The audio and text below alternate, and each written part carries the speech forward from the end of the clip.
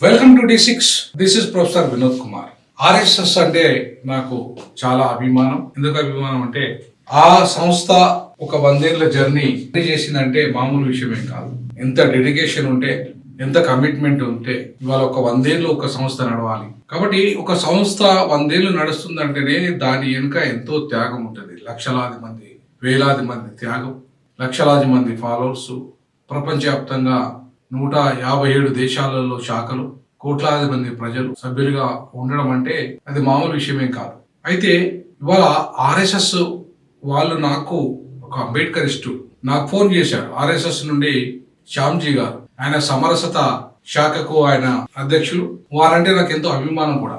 ఎప్పుడు కూడా చాలా అనేక అంశాల పట్ల నాకు ఫోన్ చేస్తూ మాట్లాడుతూ ఉంటాం. ముఖ్యంగా కుల వివక్షత మీద, అంటరానితనం మీద, ఈ కులాల మధ్యలో ఎదుర్కొంటున్న వైరుధ్యాల మీద, రిజర్వేషన్ల మీద, ఇలాంటి అనేక సమస్యల మీద మేము తరచుగా మాట్లాడుతూ ఉంటాం. సో భావాలు పంచుకోవడం తప్పేం కాదు. వారి భావజాలం వేరు, నా భావజాలం వేరు అయినప్పటికీ వారితో తరచుగా నేను అనేక అంశాల మీద మాట్లాడుతూ ఉంటాను. అంతేకాకుండా నాకు ప్రసాద్ గారు కూడా ఫోన్ చేయడం జరిగింది. RSS శాఖ 100 ఏళ్ల సంబరాల సందర్భంగా interaction section with the eminent personalities, ఈ ఎమినెంట్ పర్సనాలిటీస్ తో ఒక ఇంటరాక్షన్ సెషన్ ఉంటుంది. హైదరాబాద్ లోనే ఉంది. Grand lance Jalavihar necklace road Hyderabad లో. అలాగే ఫోన్స్ కూడా రావడం జరిగింది. వీళ్ళిద్దరి నుండి కూడా మీరు తప్పకుండా రావాలి, ఈ ఇంటరాక్షన్ సెషన్ కు రండి అని చెప్పి నాకు వాళ్ళు ఆహ్వానం పంపడం జరిగింది. అట్లాగే మీ ప్రశ్నలు ఏమిటో వాళ్ళు రకరకాల ప్రశ్నలు ఇవాళ మనల్ని అడుగుతున్నారు డైరెక్ట్ గా. ఆర్గనైజేషన్ పాలసీ, అలాగే వివిధ క్షేత్రీయ అంటే విచార్ పరివార్ ఆర్గనైజేషన్స్ అండ్ విమెన్, ఇది first question. So RSS organisation మీద కానీ మనకు ఎట్లాంటి చెడు అభిప్రాయం లేదు. బట్ నేనైతే ఇవాళ చాలా స్పష్టంగా ఒక ప్రశ్న వేయదలుచుకున్నా. మొట్టమొదటి ప్రశ్న, ఎందుకంటే నాకు ఆహ్వానం పంపారు కాబట్టి నేను రావాలనుకుంటే, అది అటెండ్ కావాలనుకుంటే నాకు చాలా కీలకమైన కొన్ని ప్రశ్నలు ఉన్నాయి. ఆ ప్రశ్నలకు కనుక సమాధానం దొరికితే నేను వెళ్ళడానికి నాకు అభ్యంతరం లేదు. బాబాసాహెబ్ అంబేద్కర్ గారు కూడా నాగ్పూర్లో కార్యక్రమానికి వెళ్ళడం జరిగింది. సంఘ్ పర్బారి కార్యక్రమాన్ని, అంటే వాళ్ళ సంఘ్ యొక్క ఎలా ఉంది అనే విషయంలో 1940లో అనుకుంటా బాబాసాహెబ్ అంబేద్కర్ కార్యక్రమానికి వెళ్ళడం జరిగింది. అలాగే ఈ కార్యక్రమానికి వెళితే తప్పేం కాదు, బట్ కొన్ని సందేహాలు ఉన్నాయి. ఆ సందేహాలు నివృత్తి అయితే వెళ్ళడం వల్ల ముఖ్యంగా మనకు ఒక అండర్స్టాండింగ్ వచ్చే అవకాశం ఉంటుంది. RSS అంటే రాష్ట్రీయ స్వయం సేవక్ సంఘం, అది ఆర్గనైజేషన్ నేను ఇంతకుముందు చెప్పినట్టుగా 100 ఏళ్ల ఒక గొప్ప సంస్థ, ప్రపంచవ్యాప్తంగా ఎదిగిన సంస్థ. బట్ ఆ సంస్థకు నా ప్రశ్న ఏంటంటే, ఇవాళ కేవలం ఒక బ్రాహ్మణుడు మాత్రమే చీఫ్ గా చాలక ఉంటాడు. బహుజనుల నుండి, ముఖ్యంగా దళితుల నుండి ఎందుకు చీఫ్ కాలేకపోతున్నారు? మొత్తం RSS అందరిది అనుకున్నప్పుడు బ్రాహ్మణులు మాత్రమే దాంట్లో ఎందుకు ఆధిపత్యం చేయాలి? తెల్లతోలు కట్టుకున్న బ్రాహ్మణులు ప్రధానంగా ఒక రేసిస్ట్ భావజాలం. ఒక బ్రాహ్మణ జాతి అంటే అదొక సపరేట్ జాతి, దానికి సపరేట్ లక్షణాలు ఉన్నాయి, అది ఒక గొప్ప జాతి. మిగతా వాళ్ళంతా కూడా దాని సేవకులు. ముఖ్యంగా శూద్రులు అయితే ఈ బ్రాహ్మణ, క్షత్రియ, వైశ్య వర్ణాలకి సేవ చేసేయడమే వాళ్ళ యొక్క బాధ్యత. కాబట్టి బ్రాహ్మణులు అనేవాళ్ళు ఒక ఔన్నత్యాన్ని, అంటే దేవీ దేవతలకు కోటాను కోట్ల దేవీ దేవతలు ఎవరైతే ఉన్నారో వాళ్ళందరికీ గురువులు ఎవరన్నా ఉంటే ముందు బ్రాహ్మణులే. సో దేవీ దేవతలను డైరెక్ట్ గా మాట్లాడగలిగే కెపాసిటీ, లేదంటే డైరెక్ట్ గా దేవీ దేవతలతో మంత్రోచ్చరణ చేసే ఒక దైవ జ్ఞానము, ఒక దైవ సన్నిధి వాళ్ళకు ఉంది. బ్రాహ్మణులు అంటే తల నుండి పుట్టిన వాళ్ళు, క్షత్రియులు అంటే భుజాల నుండి పుట్టిన వాళ్ళు, వైశ్యులు అంటే బావు నుండి పుట్టిన వాళ్ళు, శూద్రులు అంటే పాదాల నుండి పుట్టిన వాళ్ళు అనేది నేను చెప్తున్నమాట కాదు, వేదాల్లో చెప్తున్నమాట. అందుకే ఒక ఉన్నతమైన జాతి మాత్రమే ఈ ఉన్నతమైన శాఖకు, అంటే RSS కు చీఫ్ గా ఉండే అర్హత ఉందా? RSS లో ఉన్నతమైన వ్యక్తిత్వం కలిగిన ఏ కులం వాళ్ళైనా, ఏ వర్ణం వాళ్ళైనా ఎందుకు చీఫ్ గా ఉండరు? బ్రాహ్మణులు మాత్రమే ఎందుకు చీఫ్ గా ఉన్నారు? బహుజనులు ఎందుకు లేరు? దళితులు ఎందుకు లేరు? ఆదివాసీలు ఎందుకు లేరు? ఎందుకు ఉండకూడదు? హిందువులంతా బంధువులు అయినప్పుడు, హిందువులమంతా ఒకటైనప్పుడు బ్రాహ్మణులు మాత్రమే ఎందుకు ఉన్నతులు, మిగతా వాళ్ళు ఎందుకు కాదు? బ్రాహ్మణ జాతి మాత్రమే ఉన్నత జాతి ఎలా అవుతుంది? వాళ్ళు మాత్రమే పూజారులుగా ఎందుకు అర్హులుగా ఉన్నారు? మిగతా కులాలు ఎందుకు లేరు? మిగతా జాతులు ఎందుకు లేరు? పూజించే అర్హత ఒక బ్రాహ్మణునికి మాత్రమే ఉంటే దేశంలో ఆ దేవుడు అందరి వాడు ఎట్లయితాడు? వాళ్ళంతా కష్టపడి 100 ఏళ్లుగా ఇవాళ ఈ సంస్థలు నడుపుకుంటూ జాతీయవాదం అనే పేరుతోని భారత జాతి అనే అంశం మీద ప్రధానంగా వీరి యొక్క ఆలోచన, భారత జాతి నిర్మాణం పేరు మీద ఇవాళ ఒక అద్భుతమైన ఒక పోరాటాన్ని కొనసాగిస్తున్న విషయం మనకు అందరికీ అర్థమైన విషయమే. సో నాకు భారత్ అనే విషయంలో కూడా కొన్ని సందేహాలు ఉన్నాయి. ఏంటంటే ఈ మధ్య కాలంలో సనాతన ధర్మం పేరు మీద వాళ్ళు మాట్లాడుతున్న విషయం ఏంటంటే ఒకే గుడి, ఒకే బడి, ఒకే సమాధి, ఒకే శ్మశాన వాటిక. సో ఇది మంచిదే, సంతోషమే. సనాతన ధర్మము సమానత్వం వెళ్తుంది అనడానికి ఇది ఒక నిదర్శనం. ఇవాళ మాదిగలకే ఒక సమాధులు లేవు, ఎస్సీ కులాల మధ్యలో అయితే ఒక రకమైన సమాధులు లేవు, బీసీల మధ్య ఏ కులాల మధ్య సమాధులు ఒక రకంగా లేవు, బ్రాహ్మణులు అండ్ క్షత్రియులు వైశ్యుల మధ్య ఒక సమాధులు లేవు, ఒక బడి లేదు, ఒక గుడి లేదు. సో వీళ్ళందరికీ ఒకటే బడి, ఒకటే గుడి, ఒకటే సమాధి లేదా ఒకటే శ్మశానం అనేది అద్భుతమైన కాన్సెప్టే, దాన్ని ఎవరు కాదన్నారు. కానీ దానికి ఈ వర్ణము కులం అనే అడ్డుగోడలు తగులుతున్నాయి. ఈ వర్ణము కులము అనే అడ్డుగోడల్ని ఛేదించకుండా సనాతన ధర్మము సమానత్వం వైపు ఎట్లా పోతుంది? ఈ అంటరానితనము, ఈ అస్పృశ్యత, ఈ కులభేదాలు, ఈ కులాంతరాలు ఉన్నంత కాలము, వర్ణాంతరాలు కులాంతరాలు ఉన్నంత కాలము భారతదేశము నవ నిర్మాణం వైపు ఎలా వెళ్ళగలుగుతుంది? హిందూ సమాజము ఒకటిగా ఎట్లా ఉండగలుగుతుంది? కాబట్టి ఆర్ఎస్ఎస్ హిందూ జాతీయత లేదా హిందూ భారత జాతి నిర్మాణము ఇవన్నీ గొప్ప ఆశయాలే, కాదనట్లేదు, ఎవరు కాదనరు దాన్ని. అందులో ఉన్న లోపాలని సవరించుకోకుండా సమసమాజ నిర్మాణము లేదా హిందువులంతా సమానం అనేది ఎట్లా సాధ్యమవుతుంది? ఏ రకంగా సాధ్యమవుతుంది? నేను గుళ్ళోకి రానియకుండా, బళ్ళలోకి రానియకుండా, నేను చివరికి చచ్చిపోతే కూడా నీ పక్కన కులం, నా కులపడే ఉండాలి అనే పరిస్థితులలో భారతదేశంలో ఈ కుల వ్యవస్థ, ఈ వర్ణ వ్యవస్థ ఇవాళ మనుషులను విడదీస్తుంది. భారతీయులను విడదీస్తున్నప్పుడు, భారత జాతిని విడదీస్తున్నప్పుడు, హిందూ జాతిని విడదీస్తున్నప్పుడు మనమంతా ఒక్కటై ఎట్లా ఉంటామనేది నాది కీలకమైన ప్రశ్న. కుల నిర్మూలన పట్ల మీ ఎజెండా ఏంటి?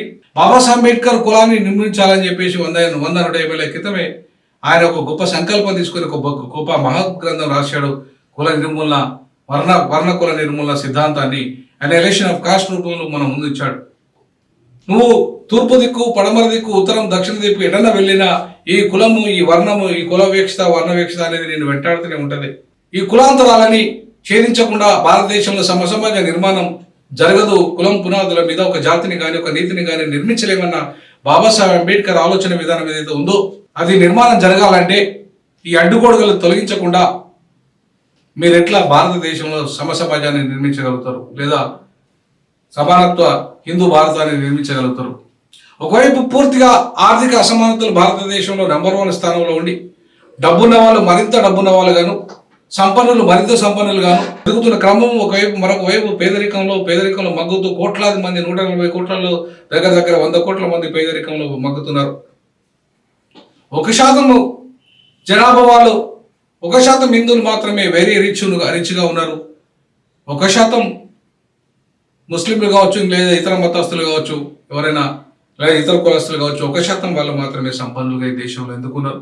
90% మధ్యస్థంగా పేదరికంలో ఎందుకున్నారు? మరి వాళ్ళ మధ్యలో ఆర్థిక అసమానతలు ఎందుకున్నాయి? వాటిని తొలగించకుండా సమానత్వ హిందూ భారతదేశాన్ని ఎట్లా నిర్మాణం చేయగలుగుతారు మీరు? అదానిలో అమానిలో ఒకవైపు విపరీతమైన సంపాదనతో ఈ దేశంలో తొలతూగుతుంటే, సామాన్యునికి తిండికి కదలేని పరిస్థితులలో ఉంటే, మరి ఈ సంపద అంతా కూడా కొంతమంది చేతుల్లోనే ఉంటే, ఆ సంపద పంపిణీ జరగకపోతే ఆర్ఎస్ఎస్ సమానత్వ భారతదేశాన్ని ఎట్లా నిర్మించగలుగుతుంది?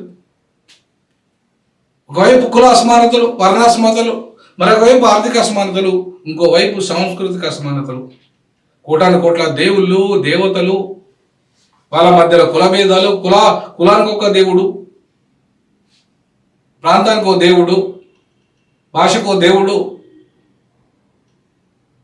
ఈ రకంగా సాంస్కృతికమైన వైరుధ్యాలు భారతదేశంలో మెండుగా ఉన్నాయి, విపరీతంగా ఉన్నాయి. ఆ వైరుధ్యాలు పరిష్కారం కాకుండా హిందువులము అంతా బంధువులం ఎట్లయితాం? నీ కులము, బ్రాహ్మణ కులము, దళిత కులమును పెళ్లి చేసుకుంటారా?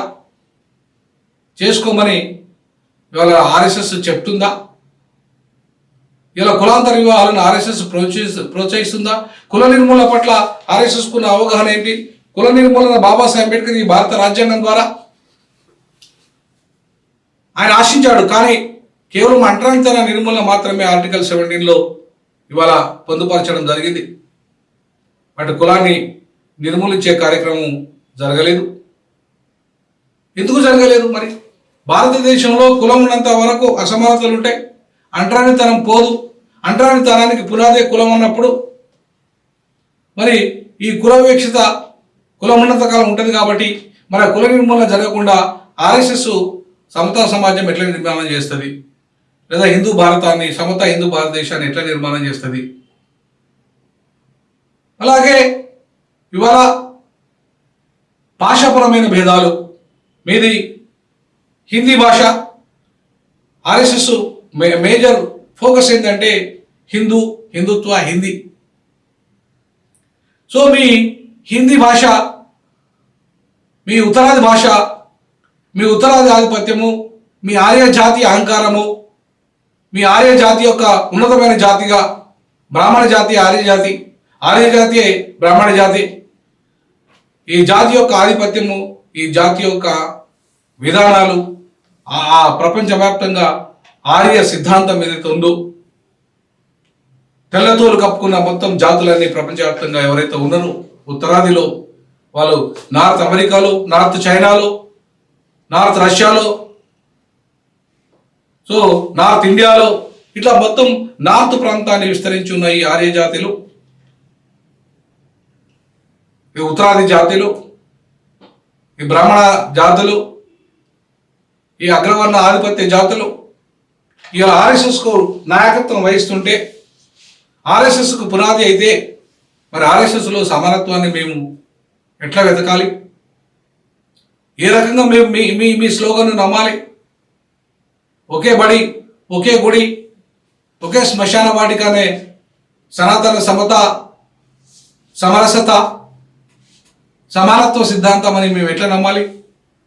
అడుగడుగునా మేము తినే తిండి మీద ఆంక్షలు, మేము గొడ్డుకూర తింటే ఆంక్షలు, మేము మా నాన్ వెజ్ తింటే ఆంక్షలు, మేము మీ గుళ్ళోకి పోతే ఆంక్షలు, మేము బళ్ళలోకి పోతే ఆంక్షలు, మేము ఇంట్లో కట్టుకుంటే ఆంక్షలు, అడుగడుగున ఈ అంటరానితనం అనే ఏహ్య భయం భారత దేశంలో ఇంకా కొనసాగుతున్నాక కూడా 21వ శతాబ్దంలో కొనసాగుతున్నాక కూడా ఈ 100 ఏళ్ల ఆర్ఎస్ఎస్ ఇవాళ ఏ రకంగా ఈ దేశంలో సమానత్వాన్ని సాధిస్తుందో నాకు ఒకసారి చెప్పాలా.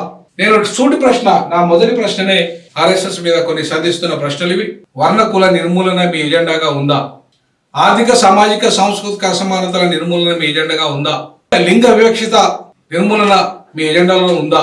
ఆర్ఎస్ఎస్ చెప్తున్న దాంట్లో వాస్తవం ఎంత, అవాస్తవాలు ఎంత? కామెంట్ రూపంలో మీ అభిప్రాయం తెలియాల్సిందిగా కోరుకుంటున్నాను. జై భీమ్, జై పులే, జై పెరియార్.